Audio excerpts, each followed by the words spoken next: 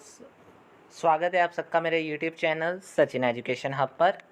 दोस्तों, मैंने पार्ट 1 में सैलरी के आपको section number 15 basis of charge for the salary as well 17 sub section 1 में सैलरी का डिफ़ाइन कर दिया अच्छे से, मीनिंग उसमें क्या क्या चीज़ें आती हैं, और साथ में सबसे ज़रूरी पार्ट की सैलरी किस फॉर्म में जाती है, तो अलाउंसेस का पार्ट था जो वो मैंने कवर किया था। तो लास्ट वीडियो आप उसमें देख सकते हो एचआरए के बारे में, स्पेशल अलाउंसेस और अदर थिंग्स जो बेसिस ऑफ चार्ज हैं सैलरी के अंदर। इम्पॉर्टेंट पार्ट है कि अब सैलरी के जो बेनिफिट है ना, मतलब salary in the form of retirement benefit भी आपको मिलती है, ठीक है। तो रिटायरमेंट बेनिफिट के वे में ना उनके 3 पार्ट्स बांट दिए जाते हैं, मतलब मेन पार्ट्स उनके रिटायरमेंट में 4 या 5 हो जाते हैं, जिसमें से ग्रेच्युटी, लीव सैलरी और इसके बाद पेंशन और प्रोविडेंट फंड, ऐसे कुछ पार्ट्स आते हैं। तो मैं आज आपको 3 मेन पार्ट्स ग्रेच्युटी, पेंशन और लीव सैलरी के बारे में कवर अप करूंगा, जो कि बहुत बहुत इंपॉर्टेंट पार्ट है अगर आप सैलरी कर रहे हो तो रिटायरमेंट बेनिफिट के केस में रिटायरमेंट का पार्ट तो आपको समझ आ ही गया, रिटायरमेंट में कैसे लिंक कर रहा हूँ साथ में, ठीक है। तो आपके सामने ग्रेच्युटी के बारे में सबसे पहले है, ठीक है। और स्टार्ट करने से पहले दोस्तों एक इन्फॉर्मेशन यही है कि अगर आपने कोई भी किसी भी कॉमर्स सब्जेक्ट से रिगार्डिंग नोट्स लेने हैं, आप मेरे टेलीग्राम चैनल पे जा सकते हैं। चैनल का जो लिंक है आपको मेरी वीडियो डिस्क्रिप्शन में मिल जाएगा। और इससे भी ज़्यादा ज़रूरी चीज़ है दोस्तों, अगर आपको कोई भी कोचिंग क्लास हमारे मुझसे चाहिए या फिर आपने पर्सनली इंडिविजुअल क्लासेस लेनी है तो भी वो अवेलेबल है, आप मेरे से बात कर सकते हो टेलीग्राम चैनल से, आपको उसमें सारी डिटेल्स मिल जाएंगी और डिस्क्रिप्शन बॉक्स में भी आपको इसके बारे में बता दिया गया है, ठीक है दोस्तों। तो करेंगे स्टार्ट। सबसे पहले ग्रेच्युटी है। तो ग्रेच्युटी में आपके पास क्या किया गया है कि ग्रेच्युटी सेक्शन 10 सब सेक्शन 10 के अंदर बताया गया है कि एक ऐसी वॉलंटरी पेमेंट है जो एम्प्लॉयर उसकी एप्रिसिएशन ऑफ द सर्विसेज के बेस पे उसे देता है, यानी जो एम्प्लॉई ने अपनी सर्विसेज दी है उसको एप्रिशिएट करने के लिए, या फिर in the form of salary है, जो सैलरी मेरे सपोज करो कि मैं चला गया, मैंने उसका इतना काम किया था उस एम्प्लॉयर का, मतलब एज एन एम्प्लॉय मैंने उस एम्प्लॉयर का इतना काम करा था कि उसकी एप्रिसिएशन के लिए उसने मुझे as a retirement benefit gratuity देनी शुरू कर दी, ठीक है। एक ऐसी अमाउंट देनी शुरू कर दी जो salary in the form of salary मुझे मिल रही है एज अ रिटायरमेंट बेनिफिट, ठीक है। तो मीनिंग मोस्टली इनकम टैक्स के अंदर इतना ज़्यादा तो इम्पॉर्टेंट नहीं है, लेकिन उसमें टैक्सेबिलिटी इम्पॉर्टेंट है कि अगर ग्रेच्युटी आपको मिलती है तो क्या करना है। तो उसकी टैक्स ट्रीटमेंट को अच्छे से समझते हैं कि अगर आपको ड्यूरिंग द सर्विस, मैं सपोज करूँ ग्रेच्युटी वो मुझे दे रहा है, भाई ये लोग काम करते गए आपको ना रिटायरमेंट बेनिफिट मैं अभी दे रहा हूँ, तो उसका फ़ायदा क्या हुआ। रिटायरमेंट वर्ड मीन्स आप उस काम से अब काम नहीं, मतलब उसमें आप काम नहीं करोगे, अब आप रिटायर हो चुके हो, राइट। तो उसका मतलब तो यही हुआ ना कि अगर आप उसके बीच में काम करने के बीच में आप एक्स्ट्रा बेनिफिट्स ले रहे हो तो उसके ऊपर कोई टैक्स, मतलब उसके ऊपर कोई एग्जेम्पशन नहीं मिलने वाली, आपको पूरा का पूरा अमाउंट के ऊपर टैक्स देना पड़ेगा। तो इसीलिए कोई पर्सन इसमें, मतलब कोई एम्प्लॉय चाहता नहीं इसे। नंबर 2, अगर आप कहते हो कि मुझे रिटायरमेंट या डेथ के बाद ही सपोज करो आपको मिल रही है, एक ऐसे पर्सन को रिटायरमेंट के बाद मिल रही है, तो उस केस में अगर तो वो गवर्नमेंट या फिर कोई लोकल अथॉरिटी का एम्प्लॉय है या फिर सिविल सर्वेंट है, तो उसके लिए वो चीज़ पूरी एग्जेम्प्ट है, कोई लेना देना नहीं इससे, ठीक है। क्योंकि गवर्नमेंट एम्प्लॉय को मैंने कल ही बता दिया था कि क्या है, एग्जेम्प्ट होती है पूरी की पूरी सैलरी। दूसरा केस, अगर वो अदर एम्प्लॉय है, गवर्नमेंट एम्प्लॉय नहीं है, तो क्या होगा उसमें ना, आपने ध्यान में रखना है कि least from the following will be exempted from the value of gratuity received. जितनी आपको ग्रेच्युटी मिली है उसमें से ये लीस्ट, इन पॉइंट्स में से सबसे कम वाली वैल्यू को माइनस कर देना है। अब सबसे कम वाली पॉइंट्स में मतलब क्या चीज़ें हैं कि अगर ग्रेच्युटी 20 लाख हुई, नोटिफाइड लिमिट बता दिया कि 20 लाख से ज़्यादा तो जाएगी नहीं इसकी वैल्यू, यानी कम से कम आपको इसके एग्जेम्पशन कितनी मिलने वाली है, मतलब ज़्यादा से ज़्यादा 20 लाख तक, इससे ज़्यादा नहीं मिल सकती, ठीक है। और कम से कम कितनी हो सकती है वो हम इसमें से निकाल के देखेंगे। और एक्चुअली ग्रेच्युटी रिसीव्ड यानी जितनी मिली है उतनी तो आपको एग्जेम्पशन मिल जाएगी, ठीक है। जितनी मीन्स ज़्यादा से ज़्यादा 20 लाख और जितनी मिली है उतनी, ठीक है। या फिर इससे भी अगर कम होती है in the case of 15 days salary, मतलब सपोज करो 15 डेज सैलरी है, 15 डेज सैलरी साथ में ब्रैकेट में दे दिया based on the last salary drawn for the completed year of service, यानी आपने 15 डेज सैलरी के बेस के ऊपर, मतलब 15 डेज की सैलरी लेनी है और उसे मल्टीप्लाई करना है कंप्लीटेड ईयर ऑफ सर्विस, कि मैंने उस एम्प्लॉयर के साथ कितने साल तक काम किया है, उससे साथ में ले लेना है। मतलब पिछली सैलरी जब मुझे मिली थी उस हिसाब से 15 दिनों की सैलरी को लेना है और पूरे मंथ में आपने 26 डेज लेने हैं, मैं मेंशन कर देता हूँ, ठीक है। उस हिसाब से आपने उसे कंप्लीटेड ईयर ऑफ सर्विस के साथ मल्टीप्लाई करके आपने कैलकुलेशन करनी है। कंफ्यूज मत होना, नीचे आपको इसके इलस्ट्रेशंस के साथ समझा दिया जाएगा। क्लियर? चलिए, अब आपको एक क्लियर कर दिया जाता है, वही बात हो गई ना, मैंने अभी जो बात करी वैसे उसका नीचे नोट दे ही दिया है। जो मैंने अभी बात करी कि अगर आपके 6 महीने, सपोज करो मैंने कवर किए 34 ईयर्स एंड 7 मंथ, तो उस केस में मेरे 35 मंथ्स ले लिए जाएंगे, और सॉरी 35 ईयर्स मान लिए जाएंगे, ठीक है। उसमें आपने 6 मंथ से अगर ज़्यादा आपने कोई काम किया है तो जितना भी ज़्यादा मान लिया है वो ऑटोमेटिकली अगले मतलब इंक्रीज होके पूरा साल मान लिया जाएगा, ठीक है। इसके बाद नंबर ऑफ डेज कितने लेने हैं, 26, ये भी बात क्लियर हो गई। और सैलरी का मतलब भी आपको बता दिया गया साथ में कि किन किन चीज़ों को सैलरी में इंक्लूड करना है आपने। इसके अलावा चलिए, इसके अलावा अब सॉरी एक चीज़ सबसे इम्पॉर्टेंट रह गई कि ग्रेचुटी में ना 2 पार्ट्स होते हैं, 2 पार्ट्स। एक ग्रेचुटी एक्ट अलग से बना हुआ है और एक ग्रेचुटी एक्ट एक ग्रेचुटी एक्ट बना हुआ है जिसमें ना कुछ एम्प्लॉय होते हैं तो उनके लिए जो कंडीशन मैंने अभी बताई वो है। कुछ ऐसे एम्प्लॉय होते हैं जो इस ग्रेचुटी एक्ट में नहीं होते, वो इस कंडीशंस में आ जाएंगे, ठीक है। तो ग्रेचुटी यानी पोगा, प्रोविज़न फॉर ग्रेचुटी एक्ट, पोगा, पोगा के अंदर जो पर्सन नहीं है वो नीचे वाली कंडीशंस को लेंगे और वो सेम ही हैं, सिर्फ एक पॉइंट को छोड़ के। वो पॉइंट कौन सा है, लास्ट वाला देखिएगा, half month salary based on the last 10 month salary.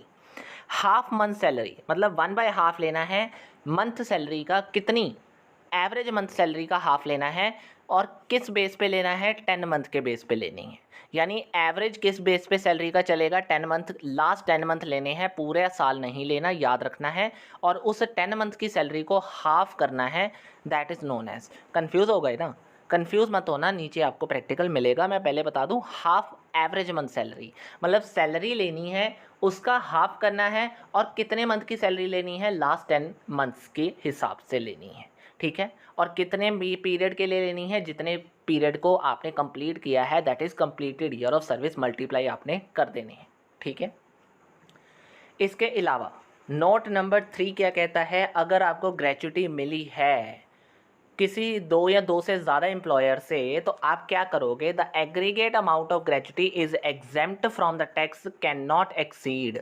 तो ख्याल रखना है कि आपकी ज़्यादा से ज़्यादा ग्रेचुटी की अमाउंट 20 लाख से ज़्यादा नहीं हो सकती। दोनों की एडिंग होने के बाद, मतलब दोनों की एडिंग होने के बाद आपकी एग्जेम्पशन 20 लाख से ज़्यादा ग्रेचुटी में नहीं हो सकती। क्लियर? यस। चलिए, अब कवर करते हैं पेंशन को। तो pension section 10 sub section 10A का पार्ट है, ठीक है।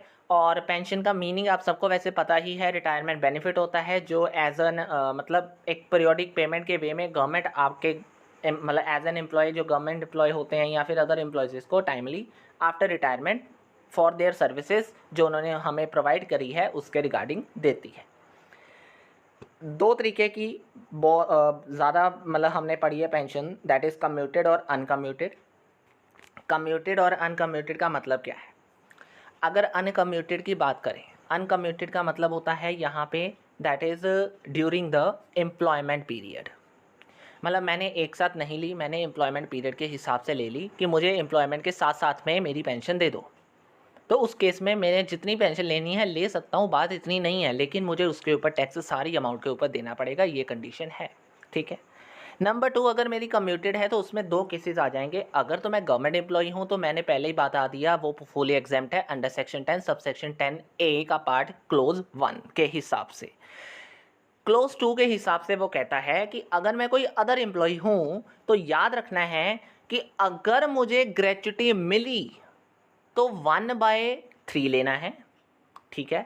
अगर ग्रेचुटी नहीं मिली तो 1/2 लेना है, किसका, जितनी सैलरी मिली है मतलब जितनी पेंशन मिली है कम्यूटेड पेंशन रिसीव्ड, जितनी मुझे कम्यूटेड पेंशन मिली है divided by commuted percentage.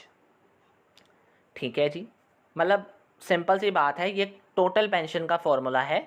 Commuted pension divided by commuted percentage, ये टोटल पेंशन का फॉर्मूला है। और टोटल पेंशन को जब हाफ कर दोगे तो उस केस का मतलब है ग्रेचुटी नहीं मिली, 1/3 करोगे तो ग्रेचुटी मिली है। ऐसे टैक्सेबिलिटी कैलकुलेट होगी under section 10 sub section 10A के हिसाब से आपके एग्जेम्पशन को देखा जाएगा।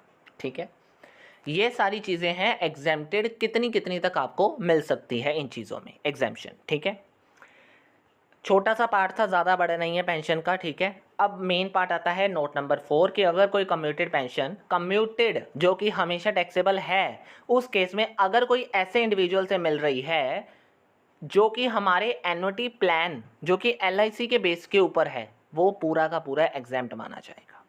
मतलब LIC के बेस के ऊपर जो मेरा एन्युटी प्लान है उसमें कोई अगर मुझे इंडिविजुअल पेंशन मिल रही है या फिर इंडिविजुअल कोई मुझे मतलब पेंशन रिसीव कर रहा है, तो LIC से जो पेंशन रिसीव हो रही है कम्यूटेड वे में फ्रॉम माय एन्युटी प्लान, उस केस से वो चीज़ क्या है, टोटली एग्जेम्प्टेड है।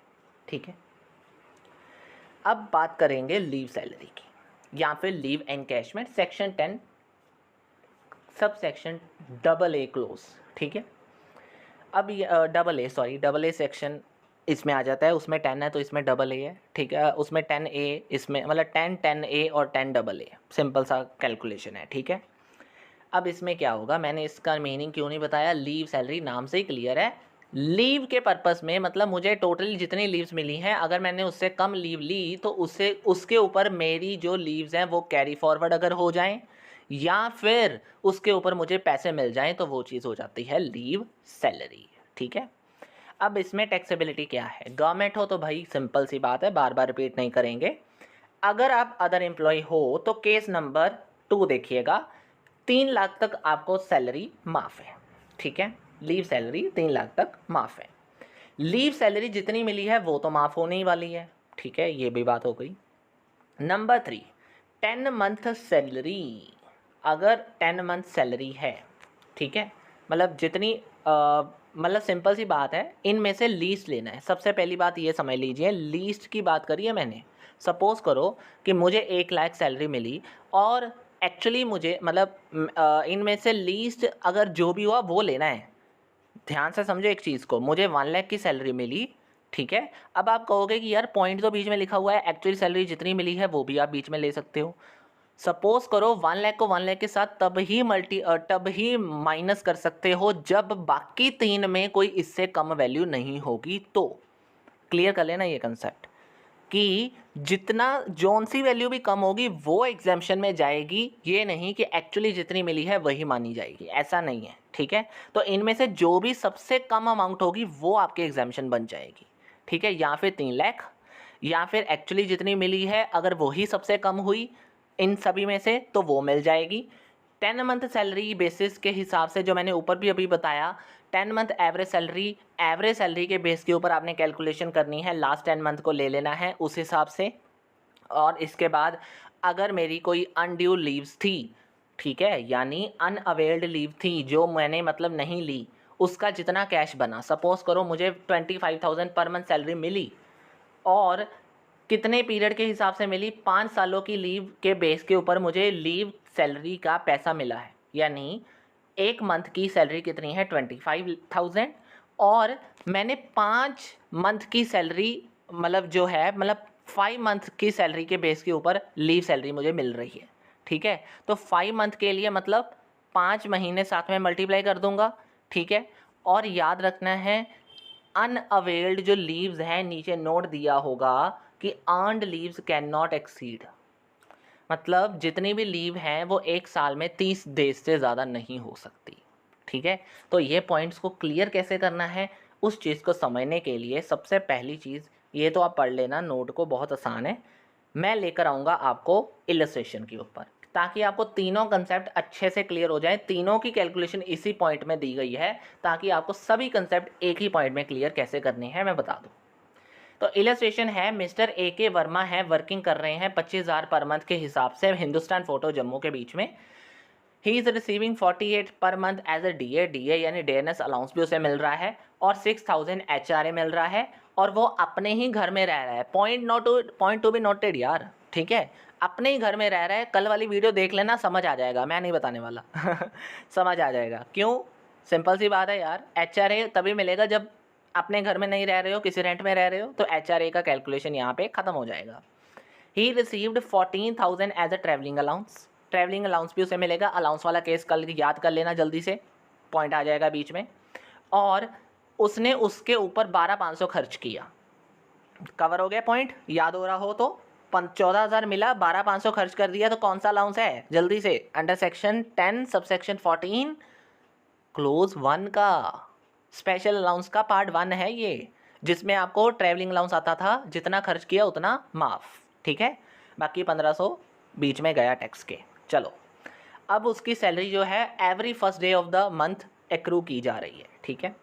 अब वो रिटायर हुआ है 1 फरवरी 2022 को, और उसने ये सारी इनकम्स को रिसीव करा, जिसमें से रिटायरमेंट ग्रेचुटी उसे मिली इतनी, पेंशन इससे मिली इतनी, और सबसे बड़ी बात, ग्रेचुटी जितनी मिली है वो not covered under gratuity act है, याद रखना है इस चीज़ को। सेकेंडली, उसके बाद उसे पेंशन मिली जो कि 12,000 पूरे मंथ की है, लेकिन टोटल उसे कम्यूटेड लमसम अगर मिली है तो वो मिली है 5,10,000 रुपये के हिसाब से, ठीक है, और जो कि 3/4 के हिसाब से कम्यूटेड हुई पड़ी है। सबसे अच्छी कैलकुलेशन है, याद रखना। उसके बाद आता है लीव सैलरी। लीव सैलरी भी उसे 1,25,000 मिली है 5 मंथ के बेस के ऊपर, राइट।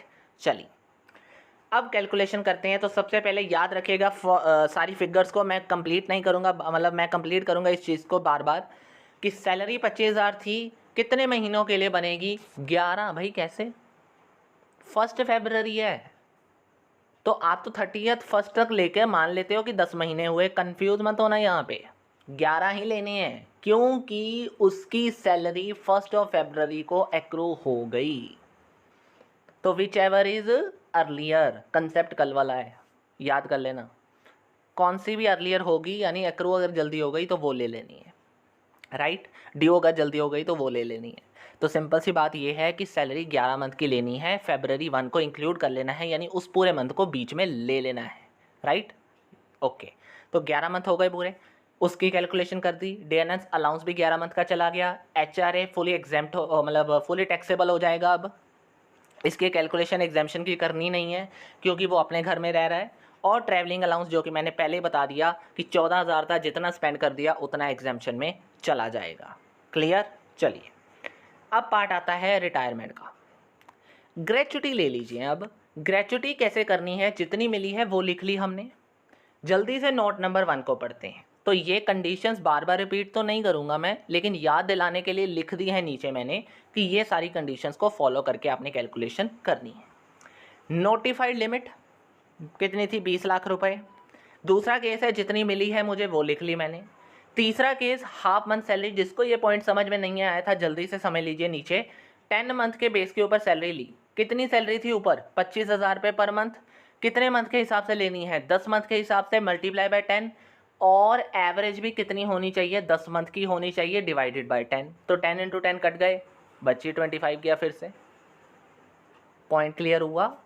10 मंथ के हिसाब से 10 मंथ का एवरेज ले लेना है। एवरेज का मतलब डिवाइडेड बाय 2 नहीं है, लास्ट 10 मंथ के बेस के ऊपर 10 मंथ के साथ आपने उसे डिवाइड करके देखना है, एवरेज निकालनी है, ठीक है। तो पर मंथ की सैलरी कितनी बनी? सिंपल वही बनी, ठीक है, क्योंकि 10 मंथ का ये वही रहेगा अमाउंट, ठीक है। अब इसके बाद मेन जो पॉइंट है वो क्या समझना है आपने यहाँ पे। कुछ सोचेंगे कि शायद 25,000 आंसर आ गया, जी नहीं। उसके बाद आपने एक पॉइंट ऊपर कवर करना था, for the completed year of service. Half average month, मैंने अभी कहा एवरेज डिवाइडेड बाय 10 हो जाएगा, हाफ का मतलब तो हाफ ही रहेगा। तो जितना आंसर आया 25,000 multiply by half multiply by completed year of service, क्योंकि उसकी पहले ही दिन कवर हो गई है तो इसीलिए वो आगे नहीं माना, वो 34 ईयर्स कवर कर गया, यानी मल्टीप्लाई बाय 34, आपका आंसर 4,25,000 आ गया, राइट। अब इन सब में से लीस्ट कौन सा है? तो लीस्ट आपका है 4,25,000, इसे ले जाइए ऊपर और ग्रेचुटी जितनी है उसमें से 4,25,000 अंडर सेक्शन 10 सब सेक्शन 10 के हिसाब से आपने माइनस करने के बाद आपकी जितनी भी अमाउंट बचती है वो टैक्सेबल ग्रेचुटी मानी जाएगी। पहला केस क्लियर हो गया ग्रेचुटी का। चलिए, हाँ जी, तो चलिए अब आ जाइए जल्दी से पेंशन वाले पॉइंट के ऊपर। तो पेंशन आपकी अनकम्यूटेड होने वाली है पहले तो, क्योंकि 3/4 आपको ले जाता हूँ ऊपर जल्दी से। सेकंड पॉइंट आपने माइंड में रख लेना है जल्दी से, 12,000 पर मंथ आपकी पेंशन है और 5,10,000 के हिसाब से आपने लमसम जो ली थी उसे 3/4 से कम्यूटेड कर दिया, ठीक है। और 3/4 का मतलब बाकी कितना बचा, 1/4। 1/4 अब कैसे आया वो तो मैथमेटिक है, आ जाएगा समझ। 1 में से 3/4 को माइनस करने के बाद आपका आंसर आता है 1/4। तो 1/4 आपका अनकम्यूटेड है, उस हिसाब से आपने अनकम्यूटेड को क्या कर देना है, पूरा का पूरा टैक्सेबल कर देना है। किसका 1/4 लेना है, पर मंथ सैलरी का। तो पर मंथ क्या है आपकी, क्यों पर मंथ लेनी है, एक महीना ही तो बचा है, बाकी तो वो 11 मंथ की सैलरी ले चुका, एक महीने की बच गई, एक महीने की अनकम्यूटेड के वे में चली जाएगी। 12,000 मल्टीप्लाई बाय 1/4, 3,000 आपकी पूरी की पूरी टैक्सेबल है, राइट। अब आ जाइए कम्यूटेड के वे में। कम्यूटेड है जितनी है वो लिख दी। अब नीचे रूल्स को जल्दी से देख लेते हैं, क्या कहते हैं कि अगर हमें ग्रेचुटी मिली है तो भाई मिली है, क्यों नहीं मिली, मिली है। 1/3 लेना है, 1/3 लेना है किसका, टोटल पेंशन का। अब टोटल पेंशन कैसे निकालते हैं, टोटल पेंशन निकालते हैं कम्यूटेड पेंशन जितनी मिली डिवाइडेड बाय कम्यूटेड की परसेंटेज। 5,10,000 रुपये मुझे मिले थे, उसे डिवाइड करना है कितने के साथ, परसेंटेज तो मेरे पास है नहीं, परसेंटेज तो मेरे पास है नहीं। अरे फिर क्या हुआ, या तो परसेंटेज निकाल दो 3/4 की, क्योंकि 3/4 ही तो हमने कम्यूटेड करा, नहीं तो 3/4 को डिवाइड होने के बाद जब ऊपर लेकर जाते हो मल्टीप्लाई में तो वो रेसिप्रोकल हो जाता है। तो मल्टीप्लाई में क्या चला जाएगा, मल्टीप्लाई में चला जाएगा 4/3। नीचे देखना है, मैं जूम कर देता हूँ, ये देखो ये है main calculation. 1/3 multiply by 5,10,000 multiply by 4/3, क्योंकि 3/4 डिवाइड में था, ऊपर जाके रेसिप्रोकल हो गया, आपका आंसर आपके पास आ गया। Point to be noted, point to be clear. चलिए जल्दी से नोट नंबर 3 में लीव सैलरी आती है। पॉइंट ज़्यादा बड़ा नहीं है, leave salary is very easy part. कितनी थी वो लिख ली, अब जितनी पेंशन आई थी वो मैंने यहाँ से माइनस कर दी तो बाद में आ गया बाकी आंसर। लीव सैलरी का भी ऐसा ही है, 1,25,000 मुझे मिली थी। पॉइंट अगर याद करना हो तो चलिए यहाँ पे 1,25,000 मिली थी, कितने मंथ के लिए, 5 मंथ के लिए। और मैंने इसका रूल अगर याद रखना है तो रूल क्या कहता है, 3 लाख तक माफ़ है, जितनी मिली है वो माफ़ है, या मतलब लीस्ट इनमें से जो भी छोटा होगा वो माफ़ है, या फिर 10 मंथ सैलरी का बेस, या फिर जितना कैश अनड्यू लीव का बन जाएगा वो। तो उसे करने के लिए मैं नीचे ले जाता हूँ इसकी कैलकुलेशन नोट नंबर 3 में। नोट नंबर 3 में आपने देखा मिली मुझे कितनी है, 1,25,000, नोटिफाइड लिमिट है 3 लाख रुपए, 10 मंथ सैलरी बनती है 25 multiply by 10, 10 month salary 25 multiply by 10, ठीक है। यहाँ पे एवरेज नहीं है, इसीलिए याद रखना है this is not a part of average salary, that's why we don't divide it by 10, ठीक है। तो मल्टीप्लाई बाय 10 करा, 10 के हिसाब से आपने अपनी सैलरी को मल्टीप्लाई करा, 10 month salary that is 10 multiply by 25,000 into मतलब इज इक्वल टू 2,50,000, ठीक है। और last undue leave, undue leave कितने महीने की है, 5 महीने की, 25 इंटू 5 कर दिया तो आपका आंसर 1,25,000 आ गया। तो दोनों अमाउंट बराबर की इक्वल हो गई, चाहे ऊपर वाली ले लो चाहे नीचे वाली ले लो, है सबसे छोटी कौन सी, 1,25,000। और मुझे मिली कितनी थी, 1,25,000।